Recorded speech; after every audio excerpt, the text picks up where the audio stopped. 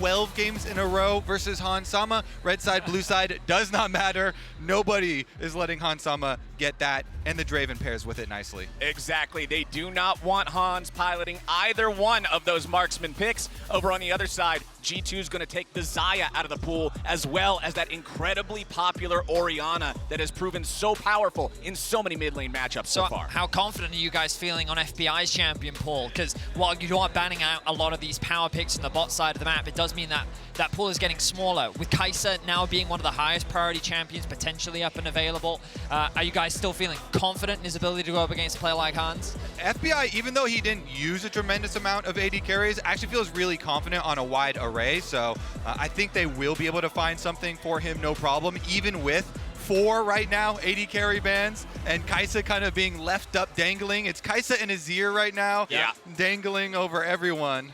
The Maokai as well, something with the Rumble too, both very prevalent champions in the current meta. And they're all going to be left up. All right, so what will the priority be here for NRG? Do they want to get themselves that Kaisa, potentially giving over the Rumble Jarvan that we've been seeing a lot of answers for on the red side? I feel like the Kaisa is the safer way to go, you know, or the Rumble. Rumble has been exceptional here, and it was something that Dhokla pulled out in the LCS Finals, which he had not played before the LCS Finals. They had to invest a lot of time into him practicing. Oh, they go with the Neeko, though, the playmaking here. I'm assuming it's for Palafox. We've seen some North American support Neeko. I would not like to see any more today, though. I concur with that statement. I think that this should definitely be the mid lane pick there for Palafox, but it definitely seems like an audacious choice going for it first with all these power picks that you guys were talking about still being left up. That Kaisa being a huge one with all of these marksmen already banned away. I feel like NRG has to have the expectation that G2 is going to lock that in. I wonder what the priority will now be. Often from G2 we'll see something like a Maokai or a Rell. Two things that, okay. All right, so good call. Rell can of course be flexed. Both Miky and Yike are very proficient at the champion, and G2 are going to be happy with that level of flexibility. And probably they can drop a Maokai to the next pick if they actually want it, because we're already seeing Neeko from NRG, and generally not going to want like AP mid plus jungle there. So let's see what they decide to go with. Rakan is up. They want to split up that engage combination possibly. But Big Dokes is just going to go for the blind Ksante here off the bat. The blind Ksante. So we've got what we're assuming to be double blind solo laners as the first 2 picks here for the side of NRG. Do they want to just go ahead and complete this with the jungle here, hovering the Vi for quite a while? Vi hasn't had too much success recently, but it does pair with Neeko as super hard, guaranteed engage for this team. And something that we heard in Lore's interview with Demonte, one of the NRG coaches, is that they want to have an explosive early game, and these point and clicks and this guaranteed engage is one way to get that. And then they also want to have more controlled you know, mid games after they get there, but that's going to be a couple steps forward. Yeah, I wonder if their game plan is to attack Caps, and answering with a Syndra, very much powerful in the lane, but without your flash, you suffer the same problems a champion like Orianna does. Very easy lockdown on the side of NRG. Ksante, Vine, Neeko, all very lethal champions that without your flash, you're in some very serious danger here if your name is Caps. Exactly. I'm going to be looking at Caps on this pick to be able to absorb that pressure, respond to it. By locking in the Syndra, you are throwing down the gauntlet, placing the red flag in front of the bull, and just daring them to charge at you. So we'll see how well he can handle that as we move forward. The Rakan banned away here by G2 as the first ban in the second phase. We've seen some pretty amazing plays out of this champion so far at Worlds 2023. They don't want to give Ignar the opportunity to do so. We know it's one of his favorite support champions. I mean, earlier, Vedius posed the question, what is FBI going to play? Now it becomes like, what is NRG have in store for this bottom lane? Because we are going to get real deep in the bans here and go real far down on the tier list, both for AD carry as well as support, because G2 can fire off another one. It looks like NRG a little concerned about that top matchup, the Olaf ban, something that we saw a lot from Broken Blade during the regular season. I think a Jax ban would also make sense, something that some laning phases, Broken Blade didn't have the best of performances, but in team fights, wow, he was able to have some massive impact in the later game fight. So I definitely think that if they want to make sure they can have a more favorable matchup, that or the Rumble are 2 champions you have to be concerned about on the top side. Rumble blind pick has done wonders. Rumble into Ksante, Rumble into Jax, all these things. Rumble has not been countered significantly here, and they're going to continue to whittle down. They really feel like it is going to be the support Rell, it looks like here. Okay. With the Viego ban. The Viego's banned away. Olaf, Renata Glass, the last ban there from G2. So double support ban in the second half. Renata normally drafted if you want to make sure that you can go in with a big team-wide engage and not have that counter engage available from the enemy support position. So they'll take that off the table. What is going to be the lock-in here? The Jax picked up for G2. All right, and it looks like we're going to get one of these pushing lanes, bottom lane for FBI and Ignar. Both Ashe and Ziggs will accomplish that. Curious as to what direction they go. Ooh, the Senna, they bring back the Senna. They already pulled out the Senna TK once. It was very successful. This is also one of FBI's specialty champions here. So we'll see if they can do it again. Very tanky on the side of NRG. They've got a lot of defense. I like it. I mean, it gives you pretty good scaling options as well. A very solid front line, a lot of peel. The concern you have to have if you're NRG is G2 is not afraid to dive bot. And when you have a composition like this, their eyes are immediately going to be glued to that side of the map, as Yike is going to round out with one of his old school carry junglers. Amazing, love it. Anytime we get Yike, either Kha'Zix or Bel'Veth, I get excited. One of the most exciting rookies to come out of Europe in a very long time. Oh yeah. The jungler here. He pretty much is the jungler that made Blabber and Contractz and a lot of these NA junglers I was talking to start practicing Bel'Veth on the patch because it was so strong and because Yike had such an impact with it. So anytime you see that champion pick, you have to look for level 1 invades. Raptors are coming at a premium because Bel'Veth annihilates those Raptors. We'll see if NRG can hold on to theirs. So, I mean, NRG's game plan here, they have to find advantages through mid in the early game.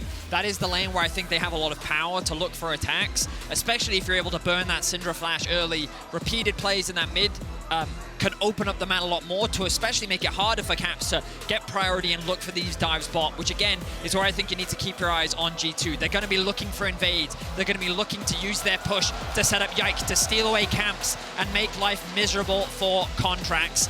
The early game is going to be a struggle between these two mid laners as they fight for control. Yep, and I love the fact that you bring up Contractz. He's a jungler that when this team looks their best, a lot of times it's off of him being the facilitator. It's off of him driving the car straight across the finish line, leading the way for him.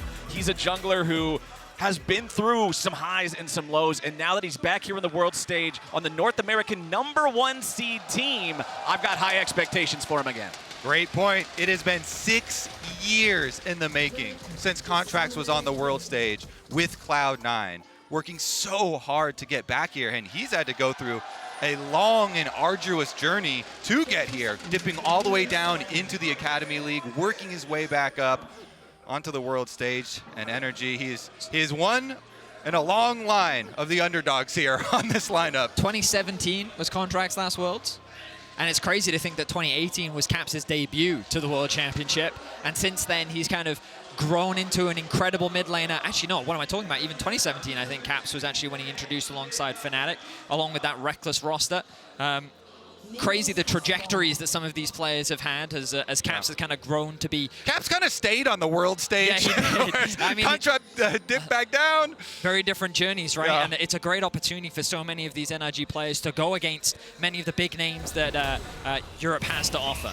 All right, as we get a little auto-attack trading in the top lane, a reminder to all y'all out there, connect your League of Legends account with Prime Gaming to grab the exclusive experimentation emote as we start things off. Bel'Veth is on her chicken camp, as everybody would expect her to be, but it's not her chicken camp. It's the energy camp that they failed to protect early on. They had to be expecting something like this to happen. And I want to point out the defense wards here. It's not just the level 1 invade that's expected from Bel'Veth. We have double wards here from G2 to see about the attempts to split the map there from Contractz, because they know for sure G2 taking away your red quadrant here.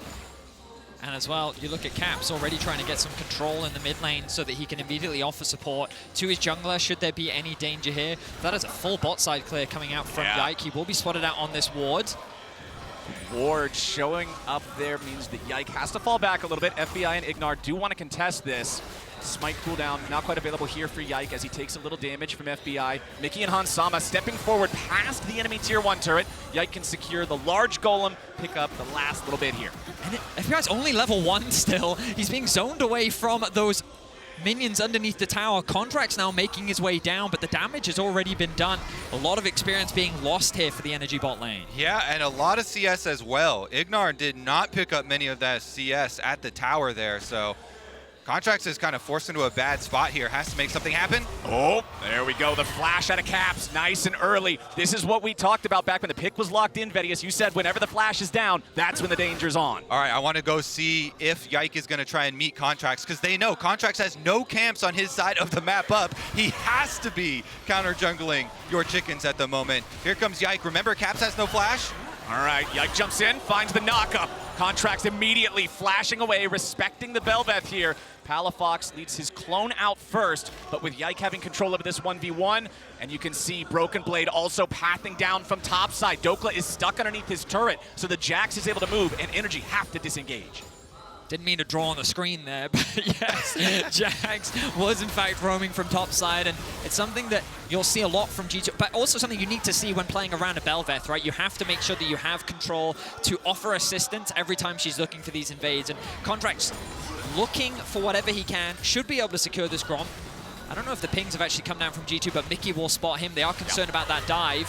But instead, they're just immediately going to turn it onto Miky, force him to crash down back over the other side of the wall into the lane. The rotation from Ignar guarantees that Contractz can pick up that Gromp and stop falling further behind. Yep, their bottom lane comes up, helps him out a little bit. Looks like we have Bel'Veth coming back towards mid as well. And remember, no flash here either. Oh, Palafox, he's got to try to get away from this one. Can he out-juke the enemy Bel'Veth? No, it's first blood for Caps.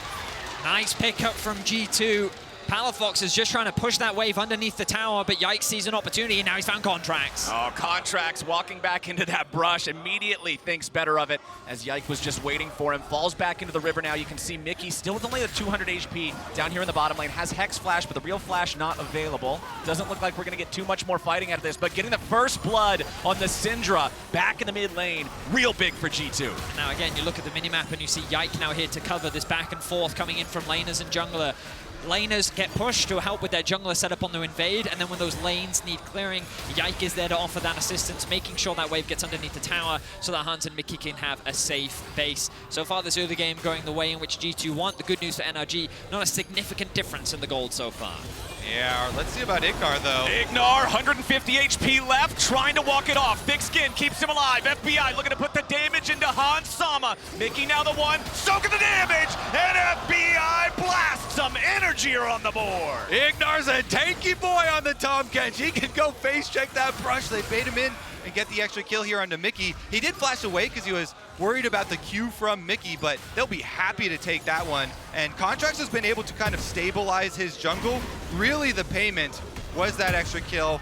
The first blood going on to Caps, star player for G2, has been doing so well and has been so driven. They talked about it multiple times, but his interview after MSI and wanted to change how they play, Palafox had a lot of respect for him, but the Bel'Veth comes on, slips right on in. Caps set it up, of course, with his Scatter of the Week stun, as both mid laners had previously used their flashes, so nice pickup there for G2. I think G2's bot lane overstayed their welcome when they wanted to push that wave underneath. They took so much chip damage defending against that potential dive, and then they overstayed. A really great punish from the bot lane of NRG will actually give them a very small gold lead for the time being. And we kind of draw attention to the top side of the map as well. Dhokla doing very well in the 1v1 matchup, building up that small advantage as well. It's pretty funny too, because it's not exactly the same, but Ignar on a feeding Tahm Kench here, or a eating Tahm Kench. Yeah, he's an eating one. Not a feeding. Farming Tahm Kench is kind of shades of thinking back to Misfits when he's playing this Fervor of Battle Leona and surprises everybody by going so aggressive. And then here, when he's up against his old lane mate from Misfits, Hans Sama, who they had such a miraculous showing with, he's able to get something done again on one of these melee supports. You could see Dhokla there wanting to take advantage of having the level 7 versus level 6 edge over Broken Blade on the Jax. Both of these top laners have those Sheens prepared, so the trades will look pretty even between them right now. Yike again, just showing some presence here in the bottom lane, trying to help Miky and Hans Sama be able to get this wave shoved in without any sort of a counterattack coming out from NRG. I mean, credit to NRG's bot lane. They're winning out on these trades. The sustain coming out from FBI is just getting the better of Hans and Miky. They have that ever so slight experience advantage as well, thanks to the kill that they were able to pick up. And you look at the jungle matchup too, it looked a little dire for Contractz in the early game. It felt like that he was being denied so many camps, but he's been able to equalize that farm. Yike has looked for a lot of opportunities on the map, and that has kind of slowed his jungle clear down. So NRG have been able to stabilize what was a bit of a chaotic early game, and they find themselves with a decent gold lead for now. If we kind of zoom out though and look at what they need to accomplish in this game, I think there is more pressure on NRG to build a lead in the early game and then try and use that to snowball Drakes to actually win this game, because this NRG lineup of champions doesn't have a lot of late game damage. X flash over the wall from Miky, but they're ready to turn it around. Pop Blossom under 2. Senna ulti comes in for the bottom lane, and Contractz goes for the ult. Caps is down, and Yike is on the run. Palafox and Contractz are looking for another, but they'll settle with the kill on G2's mid laner. Miky barely hops away, but Ignar's going in. He won't quite have the tongue to get it done, but now Yike's got to retreat as well. G2 lose the scrimmage in mid. Palafaker sees 3 people coming and says, I like those odds. They turn the 2v3 with Contractz and Palafox. Senna ultimate over the top, and the biggest reward is actually going to be extra turret plates. Topside turret plate, mid lane turret plate, and Rift Herald picked up in the aftermath. Vedius, no sooner than I speak the words of NRG need more early game power than they immediately receive a bunch of gold. We talk about how they needed to play through mid and just great awareness from Contractz, right place, right time. Just as G2 is looking to gain control, look to punish Palafox as he's pushing that wave underneath the tower, they are there to respond, and they respond incredibly well. A 1.5k gold lead now for NRG as they are slowly but surely taking control of this game 1. And I think that is necessary, again, to kind of reiterate here. G2, they've got the Jax for side lanes for later. They have the dive bomb Kaisa here from Hansama. And of course, Cap Syndra to be able to set them up. But NRG, they can work as a team, as a pack here with so much CC to force a lot of engages if they can get control of the neutral objectives early on in the game and try and draw G2 to them. And I think NRG always looks good when Palafox and Contractz are on the same page, like right here.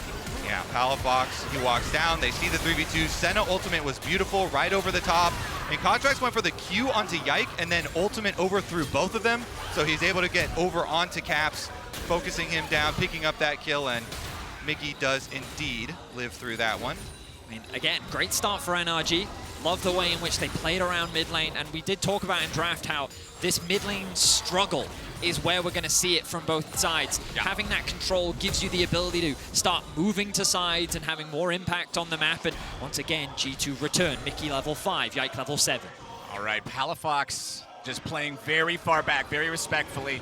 He knows the enemy bot lane's missing. Contractz starting up the Drake here. This could be a little risky considering the position of G2's squad. Contractz sees Miky walk right by. He doesn't care. Yeah, they've got pushing bottom lane here. Nice minion wave pushed all the way into tower. This is a mountain dragon, so it's one of the tankier ones, but it looks like G2 have said, we've had enough of these early game fights. Yep. We concede. You do have a very good early game setup, and they don't want to take it.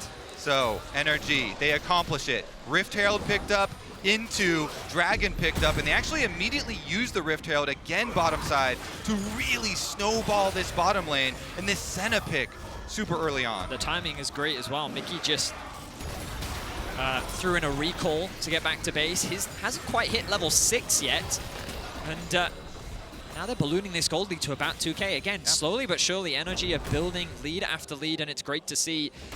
I want to see them maintain it, though. When we saw them play up against Mad, they had some pretty chaotic fights. We saw them kind of getting down and dirty at times and throwing away good positions, and I think that they can be patient here. They can take their time, and Contractz looking for a play top. Contractz goes in, flashes to be able to land the ulti, but Dhokla's not there for the follow-up in time. Yike gets a 2-man knock-up, but Broken Blade's got to continue the retreat. However, Dhokla still sticking around. Caps has made his way up. He walked over a ward. NRG knows to disengage back in the bottom lane. They see all the G2 bodies up in the top half, so FBI and Ignar know they can push. Yeah, sometimes, you talk about getting down and dirty, sometimes NRG will just take those chances. Contractz says, I will flash for this ultimate. If Yike is not there, we can at least get a flash out of Broken Blade. Maybe they get the kill also.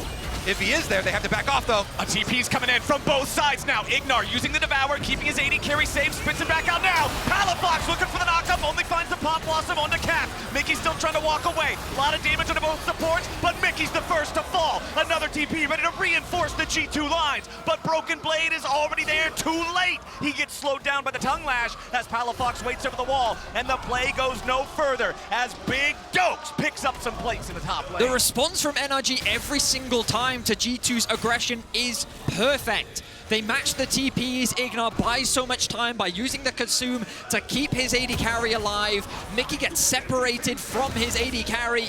NRG find themselves another kill. I don't know if Yike can get the kill here. Yeah, Dhokla flashing away from the knock-up. Good moves there. Now he's almost... You see, on any champion that's not Ksante, I would be like, oh yeah, that's just a fluke. But with Ksante, I never know if he's really going to go back in or not. Well, Yike does force the flash to be burned on that Ksante.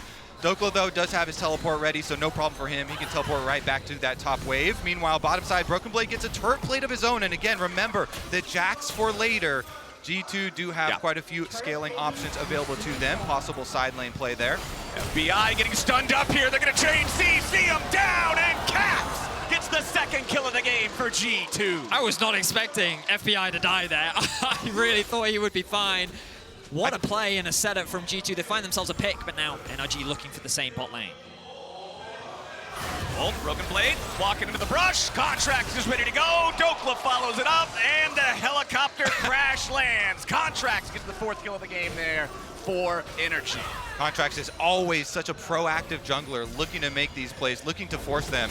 Dhokla now in a 1v2 scenario. With no flash, he'll play it much safer, and they should be fine to get that bottom turret without having to give up anything else. I do, though, you know, to that point about getting the kill onto FBI, quite big for G2, trying to punish that Tahm Kench ultimate cooldown timer.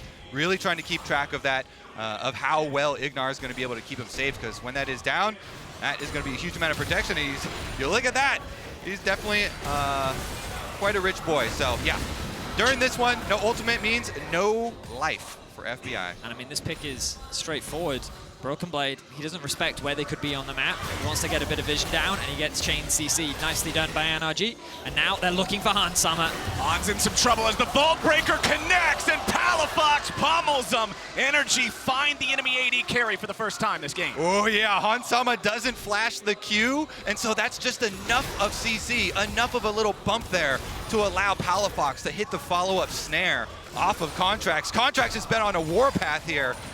In the draft, we wanted to see this Vine Neeko having impact on the map, you know, looking for those early skirmishes and then moving out to the sides, and they are doing just that. Now G2 is responding. G2 ready to look for Dhokla here. Caps and Broken Blade putting pressure onto the turret as Dhokla knocks Broken Blade back. He forces him to flash away, otherwise the all-out could have been the death of him. Dhokla will successfully defend 1v2 and keep the turret standing. All right, let's look at what this does to the lopsided map pressure, because they're going to send down another champion to bottom side for G2 to harass Dhokla, but he's staying there under the turret.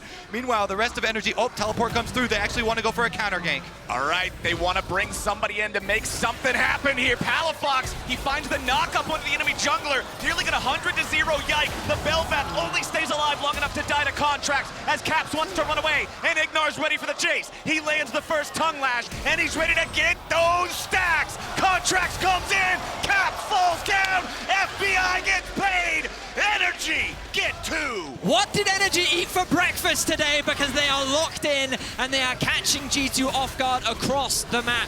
Every aggressive play G2 tries to make, NRG shuts it down. Oh, Vedius. Do you hear that in the distance? It is the sound of the faithful rallying to the sides of NRG. They are huge underdogs here versus G2, but they are accomplishing the goal they need with this early game snowball composition.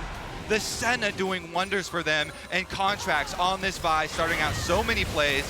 This time around, yeah, we already went over it. As soon as that Q hits, he's dead. And they're keeping it simple, right? You look at what they're doing on the map. They push a wave, they look for something on a side. They push a wave, they look for something on a side. Great TP coming out from Palafox as the rest of NRG entirely collapsed onto Caps. And you look at the minimap, situations like this are often, oh, well, they're getting punished elsewhere. They're overcommitting fight, but they're not. They had the top pushed in. They had the mid wave pushed in. They had the ability to collapse on as 5, and now they're looking for another pick top. Here we go again. Broken Blade under pressure. Palafox making the rotation up as Dhokla goes all out. Dhokla, however, very, very low. Reinforced by the Senna ultimate. And the Pop Blossom is so awesome. It's NRG ready to win another one, but now Yike's ready for the follow-up, and Dokla's gonna run. The damage pours through. They lock down the enemy carry. Hansama falls. FBI's free firing. G2 cannot escape. Ace for nothing. NRG are relentless. It is bottom play into top play into bottom play into top play again. And they've got a Rift Herald to push it ahead. It is just an absolute slaughter from the side of NRG. It started with the range advantage, then winning skirmishes in the bot 2v2. Mickey now in danger. Mickey, oh no, buddy, get out of there. The crash down. Will it get him away? He tries to flash, but the 5 will run him down. Contractz is on a rampage.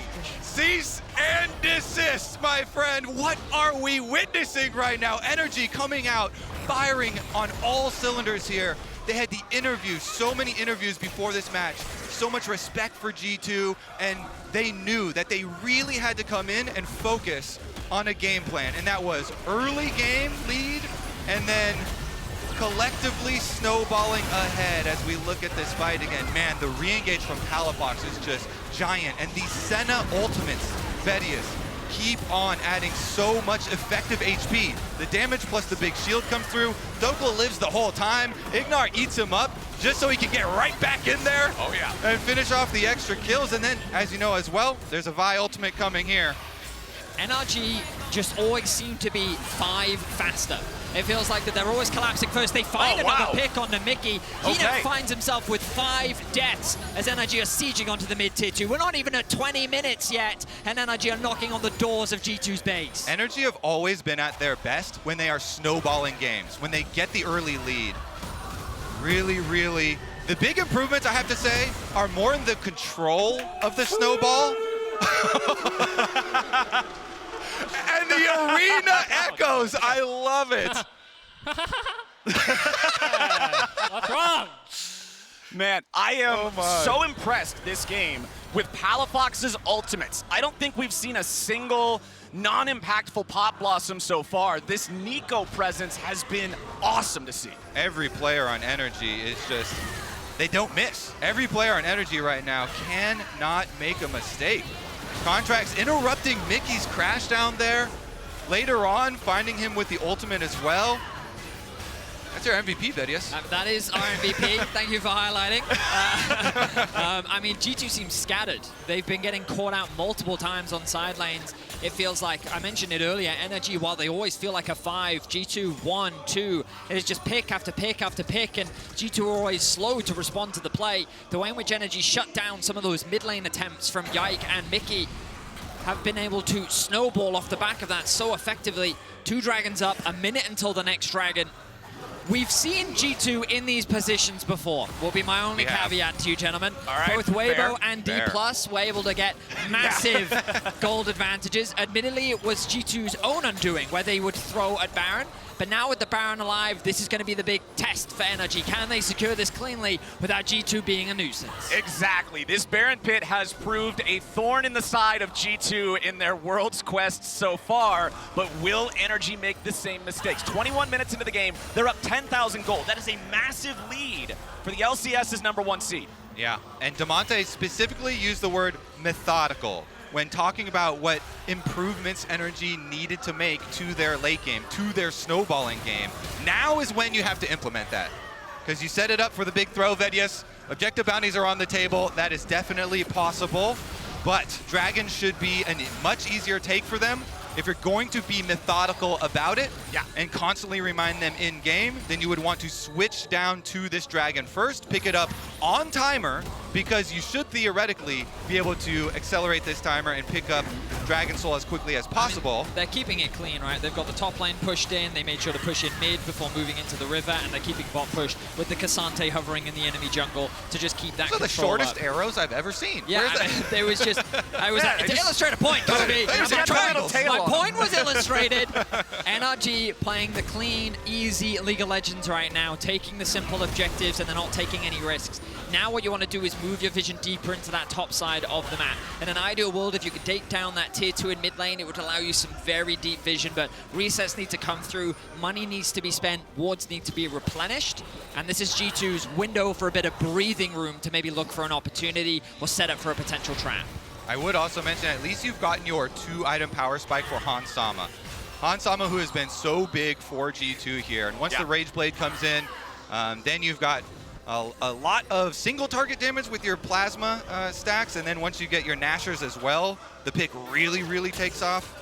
So I know we were joking around a little bit earlier. Hey, Vedius, that's your MVP when Mickey got picked. But the reality that I'm looking at is we know this guy is such a big playmaker for G2. He's on one of the best teamfight engaging champions in the game. And I feel like if G2 is going to find an angle back into this one, it's going to need a huge Mickey engage on the round. I mean, he's 4 levels down Ignar, and if you want to say that Ignar's the one getting all the farm, he's 3 levels down FBI. Like, he has not had a great game right now. And sure, if he can find a good engage, it could be massive. But again, Ignar has so many tools to mitigate a lot of those engages. I think that, like, it's going to be on NRG to lose this game more so than G2 to win. Fair. Excuse me, I believe that is Bignar. That is no longer Ignar with a 4-level lead. Oh boy, Contractz waited around in the brush. He got found out. The stopwatch keeps him alive long enough for his team to reinforce. The Senna ulti over the top just to protect him as Ignar showed up. The Devour would have been there, and Caps even used Flash.